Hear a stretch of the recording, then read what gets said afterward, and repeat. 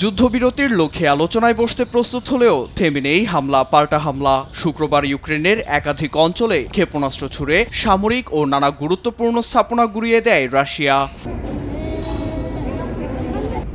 জবাবে শনিবার kamikaze drone দিয়ে রাশিয়ায় পাল্টা হামলা চালায় ইউক্রেন। এতে কেউ হতাহত না হলেও ক্ষতিগ্রস্ত হয়েছে রুস্তভ অঞ্চলের একটি বহুতল ভবন। দেশটির ক্রুস্ক ব্রায়ান্সকি অঞ্চলেও ১১০টি ড্রোন দিয়ে আঘাত হানে ইউক্রেনীয় যোদ্ধারা, যেগুলো প্রতিহতের দাবি জানায় রুশ প্রতিরক্ষা মন্ত্রণালয়। এদিকে ১৫ই আগস্ট যুক্তরাষ্ট্রের আলাস্কা অঙ্গরাজ্যেই ট্রাম্প ও পুতিনের বৈঠক হবে বলে নিশ্চিত করেছেন ক্রেমলিনের জ্যেষ্ঠ কর্মকর্তা ইউরি ওশাকভ। আলোচনায় জেলেনস্কির উপস্থিতি নিয়ে ধোঁয়াশা থাকলেও তাকে আমন্ত্রণ জানানোর ইঙ্গিত দিয়েছে হোয়াইট হাউস।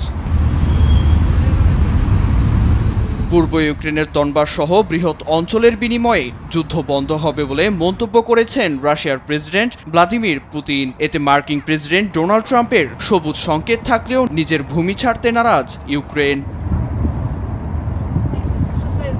এদিকে ইউক্রেনের প্রতিরক্ষা ব্যবস্থা জোরদার ও শান্তি চুক্তি নিয়ে যুক্তরাজ্য ও ইউরোপীয় মিত্রদের সঙ্গে বৈঠক করেছেন মার্কিন ভাইস প্রেসিডেন্ট জেডি ভান্স।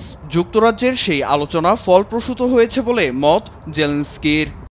ইউক্রেনের সব মিত্ররাই চাইছে এই গণহত্যা বন্ধ হোক আর একটি শান্তি চুক্তি হোক। এর একমাত্র বিরোধিতা করছেন পুতিন। হত্যাযজ্ঞ বন্ধ করার জন্য সর্বোচ্চ মূল্য চাইছেন তিনি।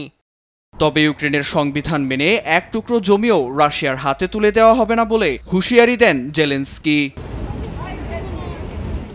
নীরব দাস, নিউজ ডেস্ক, দেশ টিভি।